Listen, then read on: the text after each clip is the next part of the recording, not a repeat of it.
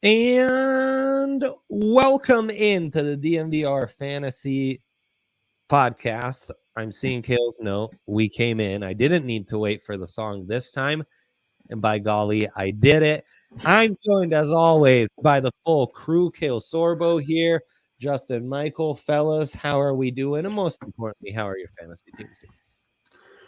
I am at least 4-1 or 3-2 in all of my leagues. So doing well. Excellent. Still relevant, still competitive. I don't know. You're not. I thought you were going to come out a little bolder than that. You were tweeting about it before. Okay. I'm actually I'm kicking ass in fantasy this year. There it is. Okay. Yeah. That's what we're supposed to do here. Got a lot of. I went heavy in on Devontae Adams, Najee Harris, and Jalen Hurts this year, and all three of those decisions have been really, really good for me. So, I'm a big fan of all of those guys. That segues right into what we want to do this week. We are recording before Monday night, which we've already talked about how some guys are just slotted in to blow up tonight to kind of nullify this segment. But we want to look back since we're already 6 weeks in, see some of our best calls coming into the season, maybe some of our best calls even leading into just last week where, shouts to your boys for telling you to pick up Khalil Herbert, for example. And then we'll have to eat some crow as well, because not all our calls were inevitably great.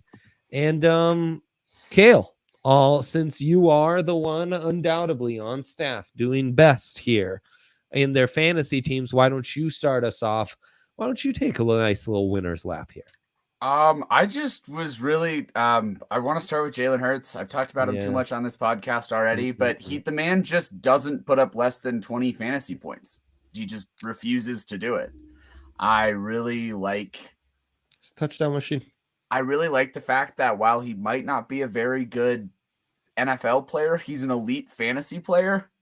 Mm-hmm. And we talked about the scoring systems with how they're sort of slanted towards quarterbacks who pick up points with their feet. We've talked about that a lot. And Jalen Hurts to me is just the antithesis of that, where his floor is so high because he picks up those yards, and then he picks up all those yards. So he has that rushing base, and then they're playing from behind a lot. So he's throwing for a ton of yards at the end of games and getting a couple garbage time touchdowns.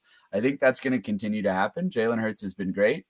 Yep. And a lot of the value on him was pretty good. I think I drafted him in like the second or third to last round in every league I drafted him this year. And it's been one of my best pickups. The value, I think, is the biggest point there, because, looking at the stats, interesting enough, Kyler Murray, Jalen Hurts, Lamar Jackson, that's 3, 4, 5 in ESPN's quarterback fantasy rankings. So everything Kale said is right. It is kind of starting to slant towards those mobile guys, but it is interesting that Tom Brady's 2 and Patrick Mahomes is 1. And I know Mahomes is more mobile than he probably gets credit for, but still passing quarterbacks 1 and 2. But I'm not trying to argue. I just more an observation that I was interested by. Would you take, moving forward, like for the rest of the year, would you rather have Jalen Hurts or like a Matthew Stafford? Jalen Hurts, especially going down the stretch. I don't know if the Rams are going to be playing guys because they might rest, especially it looks like the Cardinals might lock up this division pretty quick. And if they're locked into a wild card spot, I know Sean McVay is the type of guy who's not going to play his starters, even if there's 3 weeks left. That's an interesting conundrum. I think it's maybe a little premature to say the Cardinals have it locked up just since there's still 11 weeks. But that's fair. I'm sorry. I'm maybe a little bit too hyped on Kyler Murray and the Cardinals. Dude, they're fun. I'd honestly take Dak ahead of both those guys because of scheduling and looking ahead and offensive weapons. Weapons-wise, that's probably the best skill positions in the NFL right there. Cowboys, put them up with the that Cards. Offense is stacked, especially once they get all these guys healthy. And, the running back situation's just kind of been an added bonus. You knew what they had at receiver, and then Schultz just out of nowhere has been a stud. Huge performer. It makes sense. I mean, before the year, in one of our mock drafts, we kind of just for fun mocked Trey McBride to the Cowboys because it was like, who has used a tight end more consistently than the Cowboys? You know, all those years with Jason Witten. They finally have their replacement, though. Yeah, he's playing great. I'd watch out for Josh Allen there as well. Why don't you take a winner's lap here for us, Justin? Yeah. I mean, if we're talking about most recent guys, obviously Khalil Herbert. I actually signed him like 5 minutes before game time on Sunday. I was high on his stock, was surprised nobody had picked him up, and I was like, you want to know what? I'm going to go for it. I dropped Latavius Murray, who actually had a good game as well, so it kind of would have been 6 one way, half a dozen the other. But Herbert in Chicago, he's fun, man. He's electric, and I also want to throw out CeeDee Lamb, who we were really bragging about before last week, and he had an awesome game. You know, Cowboys fans have kind of been frustrated, like, why is he not putting up, you know, more consistent numbers this year? He finally had that breakout performance, and that kind of goes in line with what Dre is saying, at least moving forward. I think all of these Cowboys guys, Michael Gallup, CeeDee Lamb, Amari Cooper, Schultz, if you have any of them, I think most of them are going to be like must starts in any given week, just with the way they spread it around and with the way they put points on the board, just so explosive. Yeah, 100%. I'd say probably my best call was where I ranked Saquon, borderline top 10 running back in this class. I just put him in a spot where you would never draft him in the top 5, which is where he went. And obviously no one's trying to celebrate injuries, but I thought pre-injury, you know, that offense just doesn't look well equipped to handle fantasy success. And him as a runner, he's just had a struggle. You know, he can catch the ball, and if you get him in space, he'll make explosive plays, but they're just too few and far between to really sustain. Let's get into eating crow, because obviously not all our calls have been good. I have quite a few, and I don't know. We'll see where we end up at the end of the year, but I'd say that at this point, Jonathan Taylor, given his last 2 weeks, I have to eat crow on that. And I felt amazing winning a prop bet on a Jonathan Taylor under rushing yards while he went off for like 200 total last week in prime time. Then this week he just murdered the Texans, and that's where, you know, that's where this lies is while Jonathan Taylor maybe isn't always the best, he is in the AFC South for a team that is going to be 7-9, 9-7 most years. And you are going to get those games against the Texans where they just get to beat up and Jonathan Taylor gets to pad his stats and, you know, justify 6 games a year of that. I mean, exactly. It's something we should have considered more. You can be a low end RB1 that way. And I still think Marlon Mack is a sneaky waiver wire pickup because I don't know. I don't know how sustainable it can be for JT, but for now I'm eating crow on that end. I respect it. I was wrong too. So I also have to eat crow on him, but nobody I have to eat crow for more than Noah Fant and on the Broncos. Cause I thought this was his breakout year. I thought, you know, he's going to jump up into that top 4, top 5 fantasy conversation. He did have a decent week this past week. So I guess this isn't the best time to do it. Maybe he's trending in the right direction, but the sample size isn't there. Good fantasy production this week, but it all came in garbage time, and so it doesn't feel like it's sustainable, right? The offense isn't looking at him. He looks lost out there from a play-wise. So many plays he's disinterested, not even. I hate his body language. Yeah. And so I also had Noah Fant as my tight end 3 coming into the season over Darren Waller, and that is just completely I was wrong. No. It's just a guy. I'll take this conversation to tight ends as well. My whole strategy of drafting Waller, Kittle in the top 15 and treating them like I treat Kelsey has not worked out. They have not returned that value for whatever reason. And I mean, Waller was going off to start the season. Kittle too. Kittle, the injuries keep creeping up. And Waller, it's been much more of a vertical passing game if they've been more more likely to take deep shots than to just feed him for like 18 targets a game in the slot. So it just hasn't been, the return hasn't been there.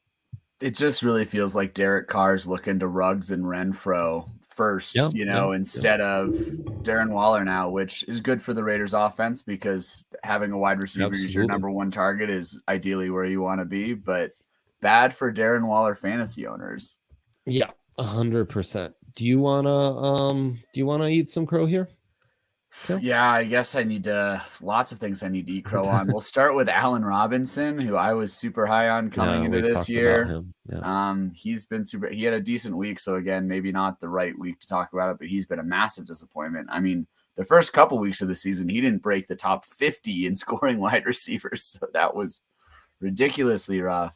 Yeah, for sure. I need to eat some crow on just Derrick Henry. I thought he was going to regress this year and wasn't going to be able to put up the points, and I was wrong. So far, we'll see tonight. Those were two season than ever, guys. So there's more weeks for us to either, some of these takes we're down on now, they could come back around and we look smart, and some of the ones we're bragging about taking victory laps might be a little premature. Well, I was wrong about Fant. I ended up getting Mark Andrews in like the 11th round, I think, of my draft, and he's been the number 2 fantasy tight end in the NFL. Yeah. Lamar's consistent number 1 target. That one was just poor drafting on my counterparts, but I guess I can brag about that one. But I did see him ranked lower in a lot of places, with the thinking being most of his production was so reliant on touchdowns, and it just isn't going to be replicable. And what we've seen is that logic is correct, but as the Ravens' passing attack has expanded, especially with the injuries they've had to the running game, he still remains like the best mismatch in that offense. So as that passing attack has grown, so has Mark Andrews' value, and now his impact in fantasy isn't so reliant on him catching a touchdown or not every Sunday. And he really is. I mean, he has been for years, but now I think that narrative is going to have to go away, because also the narrative of Lamar not passing as much is going to start being diffused as well. He's got some Kelsey to his game, excuse me, where it's just like he can just kind of roam around and wait for Lamar to, break free, get outside the tackle box. He just finds some space and Lamar throws it up to him. I mean, there's not a lot of tight ends in quarterbacks, I think, that have that type of rapport, especially, guys that can just kind of scramble around. We need to get Kyler Murray a tight end. Once Kyler has a tight end, all these teams are going to be fun to watch. They did get him a tight end. Yeah. Max Williams got injured and was looking real good, and that's Max Williams with 2 X's at the end of his name. And now we got Zach Ertz coming in. Couldn't play this week because he already played on Thursday. He will be available. That might even be a sneaky pickup. We are going to do a final Eat Crow that is intertwined with our good friends at the DraftKings Sportsbook. Download the DraftKings Sportsbook app. Nothing better. Number 1 in the land.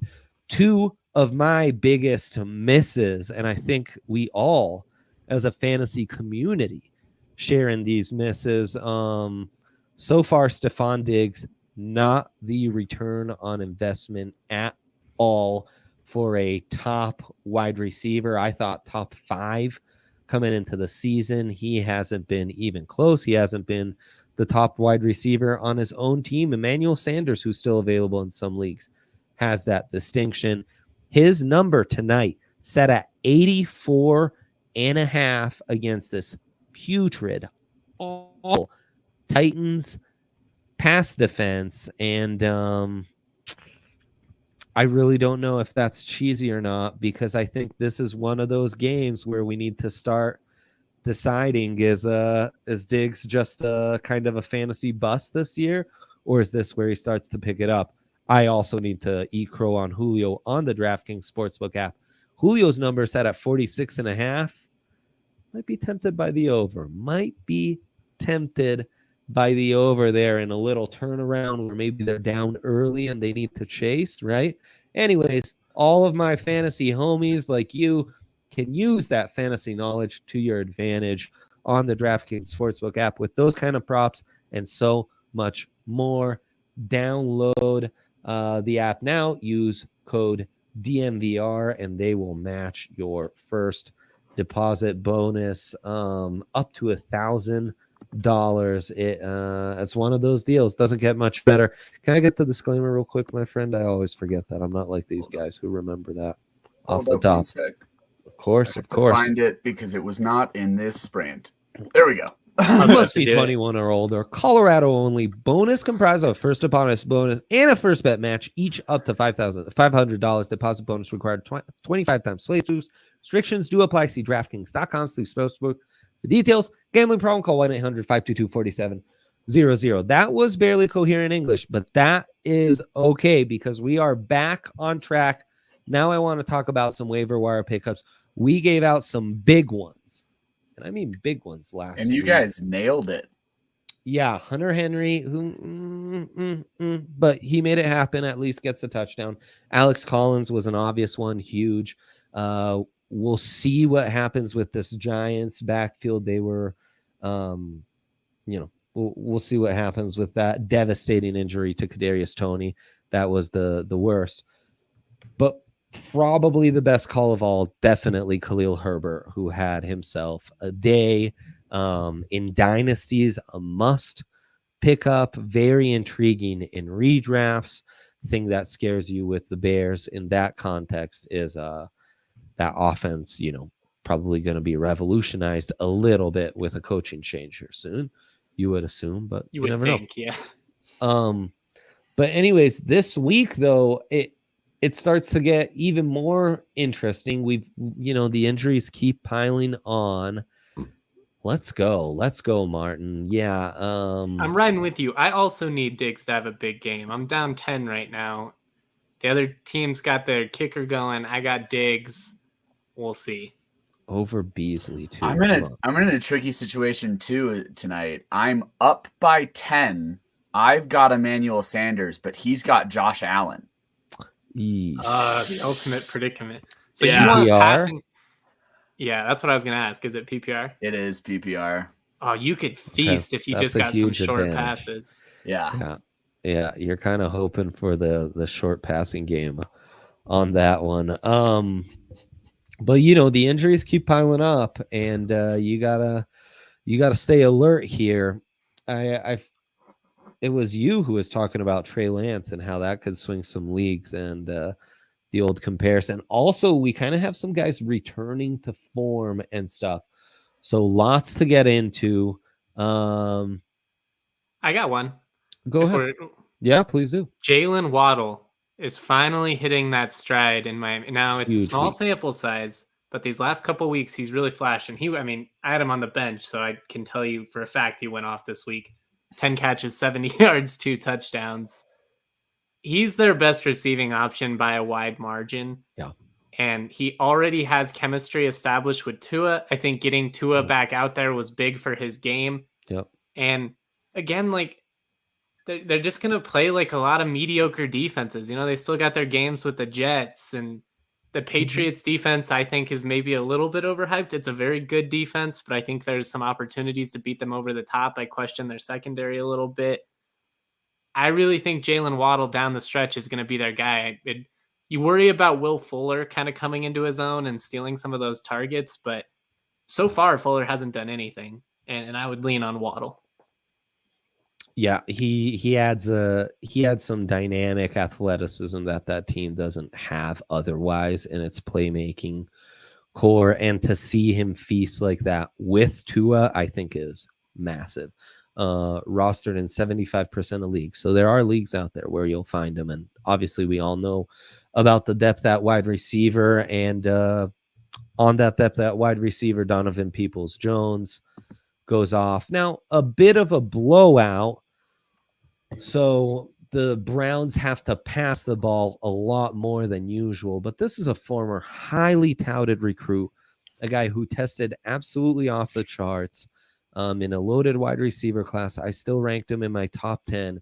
Never quite lived up to it because Michigan's passing offense was never what it was. I was going to say that wasn't really on him. Right. Now he has this huge opportunity, not just with the injuries at wide receiver, but now the injuries at running back that are going to open things up even more in the passing game. He's coming off a massive week. It's not all going to be easy breezy as it was in the first 5 weeks for the Browns. I think Baker's going to have to, get back there and sling it around 30 times a game. And Donovan Peoples-Jones could be a huge pickup in that end. Rashard Higgins time, dude. Time and time again, whenever Cleveland gets injury ridden and they have all this money invested up in Jarvis Landry and OBJ, and then they end up leaning on, a small guy, whether it's Peoples-Jones this year that nobody was thinking about coming in, or Rashard Higgins, he might score against Denver. I'm just going to throw that out there. He's sneakily one of Baker's favorite red zone guys. Well, they're gonna need huge. They're just gonna need people to get the ball to because Kareem Hunt's gonna be out, OBJ is gonna be out, and Nick Chubb's gonna be out. That offense has to go somewhere. Landry too, yeah. So look at Dearness Johnson, who's kind of penciled in as their third running back. Didn't do much against the Cards once Kareem Hunt went down because, obviously they were already down big, so they kind of had to abandon the game plan. But that is Stefanski and Cleveland's bread and butter. They have to run the ball. Yeah. Denver, short week coming up. They're not going to get some street free agent to fill in. They're going to count on their third string running back to fill in that gap. I think he's going to have to get a huge workload, and that's a running back I've really got my eye on because prior to this week, no one was really going to roster this guy. So he should be available in just about every league you're in. And I think immediately be a consideration at running back 2 or your flex spot. I have a question for you guys. Yes. Are you buying Pat Freiermuth on this Steelers offense? I'm still skeptical of all things Pittsburgh. Yes, thank you.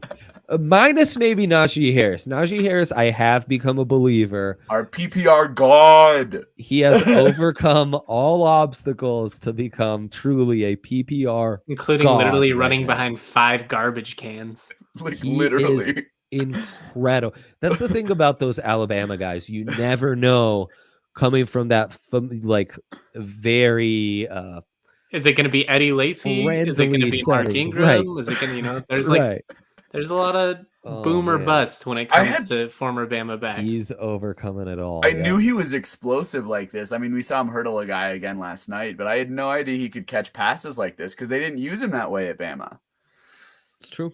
He did. We highlighted it a little bit on the draft pod that he was a better pass catcher than showed. It was just a really small sample size, and we did think it was something that would translate. I'm not trying to pat myself on the back too much. I don't think it's shocking. It's been his game. He just didn't really get a chance to show it. God, he's fun though. We sucks didn't think he'd be like prime LaDainian Tomlinson. Exactly. I'll tell you. Here's a spicy take, and maybe it isn't, but instead of Freiermuth, I would say go with another former Midwest tight end who stayed in the Midwest, aka Tyler Conklin, who's really sneaky, been killing it and been a top 10 play at the position. From what I saw, he's only rostered in 25% of leagues, ESPN standard. So Conklin is doing his thing. Now that bye weeks are starting too, you need to be active on the waiver wire. You need some options at tight end. You might have been an idiot like me and drafted Kittle in the late first. So now you got to figure all that out. Conklin really, really like the he went to a MAC school. I can't remember where, but I liked him in the draft process as well. And he's definitely a tight end I've picked up in several different leagues. Owned in most leagues at this point, but Dawson Knox going back to the Bills and other targets. He's been insane. He's been racking it up. I've been trying to find a tight end that hasn't necessarily produced. Maybe it's Zach Ertz that is, doesn't have much to show so far and is going to be a boom guy down the line. I can also see, I like that you brought up Conklin. I think Conklin Conklin's been great. Mo Cox, you'll see on a lot. Rosso Duelli is a backup for the Niners. I kind of like Austin Hooper. He's available in a lot of leagues. He's highly paid. That they're down a lot of weapons. Maybe they start getting him the ball more. I don't know. And just throwing tight end options out there that are on the waivers at this point. Maybe you start using him as more of a wide receiver than anything else. Yeah. Because they need pass catchers right now. Totally. Somebody's got to catch the ball. So, I like that suggestion. Another big piece of news was Antonio Gibson goes down. So if he's available or if you're desperate for a running back and want to try trading for a J.D. McKissick, that offense is sneakily pretty good. He's been putting up points even before McKinnon went down. Like I picked him up week 2, and he's been a solid option to fill in. A PPR, he's really nice. Yeah. I'm kind of a Heineke believer, so that's just a fruitful offense right now to invest in. And then we mentioned it last week, Ramondre Stevenson, big boy out of Oklahoma, the rookie back for the New England Patriots. Damon Harris still has an extraordinary game, so we thought after some of the fumbles in week 5 that might regress. Stevenson got some touches, gets a touchdown, so remained fantasy viable. But again, because he didn't go off, you might be able to buy low. Remember, this big boy went off for like a 80-yard run or catch in the preseason. He's got some flashiness to it, and almost reminiscent of LeGarrette Blount in some areas of his game. If Alex Collins is still available, you got to pounce. And then DJ Dallas is available in a lot of leagues too. Speaking of Seahawks running backs, he's got some return upside there. And then they also, for some reason, keep giving him the ball in the red zone. So there's some touchdown upside there. Yeah, I'm seeing some slight Rashad Penny buzz over there. I will be I'll believe it when I see it, dude. Exactly. Him, Pumphrey, a long list of San Diego State running backs that have come out in the last year, and they were products of their system. It's true. I mean, and when you have guys like McKissick, Herbert, Dearness Johnson, Ramondre Stevenson, here's one I'll throw out. Better options. Should be eligible to be back off the IR starting this week. Michael Hasty of the 49ers, former Baylor back. I think he was about 3rd on the depth chart. Then, Mostert goes down, Trey Sermon goes down. He was producing pretty well. Then he went down. Seems like he'll be back. Still seems like Elijah Mitchell's out. And look, they got Trey Lance at quarterback. Like, they need some sort of running back they can trust in that backfield. JaMychal Hasty is available in your league. Very, very, very sneaky pickup. Rashad Bateman. I know what you're saying with that, Dre, but the Niners backfield's a headache that I'm going to let someone else in my league deal with. Sorry. It is kind of approaching Patriots territory where it's just like, who the hell are they going to throw back there this week? Like, you might just be better off in a desperation Kyle Juszczyk play some week. Literally. No, I know. What I mean. I'm just saying JaMychal Hasty might have been high enough on that preseason depth chart to actually warrant, but you're right. And that's we've been doing this show maybe 20 weeks now between last year's regular season and this year's regular season. I've probably talked about 7 different Niners running backs. At least. And how many times have we spent in the preseason talking about Raheem Mostert, and that's turned into nothing either. Or Trey Sermon. There was a week we were hyped about Trey Sermon. Okay, well, then some more warranted hype. How about Rashad Bateman? Sammy Watkins is out. Bateman back. First game of action, light. So you should still be able to find him in a lot of leagues. Look, this is a highly touted first rounder, a guy who a lot of us thought could be the Justin Jefferson of this receiver class, kind of that third guy that's slept on who explodes. With Watkins being out and this passing attack really taking off, big time guy to keep an eye on and maybe try to jump the curb before everyone picks him out. I wouldn't suggest picking up T.Y. Hilton, but we do need to mention T.Y. Hilton back to playing football. So shout out our guy Zach for literally starting Kyle in 2 of his leagues. I think he's in a 20-team league that I'm in, and in that 20-team league, you kind of have to. That league, by the way, my backfield all of a sudden looking amazing because it's Ramondre Stevenson, Kyle Juszczyk. I'll be picking up Michael Hasty if Zach doesn't beat me to it. So there you go. It's the problem with the DNVR league. We're giving them our tips, and then I'm like, I just gave you advice on how to beat me this week. Well, the bigger problem is the busy lifestyles. You know, Saturday I'm meeting Hall of Fame hockey players and stuff, and Sunday we're recording the tailgate all together.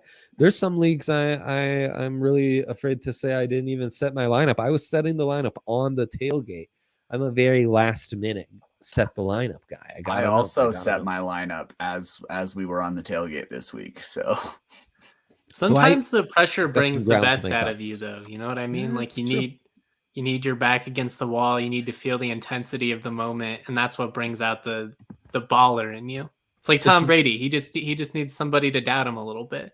It's really true. That happened, and all my DNVR leagues I was able to attend to. A couple of my old dynasty leagues I was not. I also had a devastating loss in fantasy hockey this week. So sorry, that'll get you. Yeah, thank you. Do we want to talk some defenses to pick up this week? Yeah, you want to stream some defenses? Absolutely. Let's get into that before we close this out. That is another area I need help in because, as mentioned a couple times on this show, the Washington football team defense not working out as I hoped preseason. My favorite defense to stream this week is probably the Colts. I think that high upside of it seems like Trey Lance is just really, really young right now. If he ends up playing, because I know he's got a nagging injury, if he ends up playing, he's kind of turnover prone. That's going to help you with some fantasy points. I think that's going to be kind of a duke it out, low scoring game with ground games right now. And the Colts defense is available in most leagues. That's probably my number one streaming pickup this week. Where are you guys at on that? I like that. And actually, Colts have such a nice schedule. You can kind of stash them and stream them a couple weeks a year. Like this past week against the Texans. Speaking of which, Cardinals defense going up against the Texans this week. Oh, yeah. That's a great one. I mean they've Vance been amazing. Joseph's going to be calling the show. How about our guy Vance Joseph making a nice little name for himself, looking like he might get. He's about to get another head coaching job. That's what I mean. He's about to get another head coaching job. It looks like. Yeah, we'll see if defensive disciples do that still. I wonder, but they've got lots of talent. Honestly, I kind of think that D is probably taken in your league. If it is. Dolphins against the Falcons. Falcons have been struggling mightily. I think Giants against the Panthers might be a sneaky one. And I might Am I crazy for thinking maybe the Jets against the Patriots? I think you could go vice versa in this one. Right. I like some of the talent on that Jets defense. And I kind of feel like this is going to be because they got embarrassed so bad the last time that they played. You know, there might just be some of that extra motivation there. The Patriots offense isn't sexy, but I don't know. There's just something about Belichick just owns the Jets. Bill Belichick against a rookie quarterback. I'm not touching that. Yeah, I've seen it. It's sneaky. They just put 30 on the Cowboys, though. That's what worries me. It feels like the Patriots offense is kind of figuring it out a little bit. Yeah. I'd be more sneaky and go Giants against the Panthers. I like that too. Yeah, I like that pick a lot. As long as C-Max out. And their corners are healthy. To say maybe Denver? I mean, obviously you probably can't pick them up because they'd been like a top 5 fantasy defense prior to last week where they were absolutely embarrassed. But you're going against a shorthanded Cleveland offense on a short week. There could be some turnover potential there. They need this game. Like if Denver's going to do anything, they need this game. If Case Keenum ends up playing, I absolutely think you should start Denver's defense. That's a turnover waiting to happen. That is Case Keenum revenge game. Is a huge change. Yes, that is a big difference for sure. So there you go. Yeah, no better way to wrap than that. Thank you both for getting this done. Thank you to all of you in the chat for jumping in. Shoot us that thumbs up download the podcast, write us a review, all that good stuff. Thank you all. We will be back next week as usual. Best of luck with your fantasy.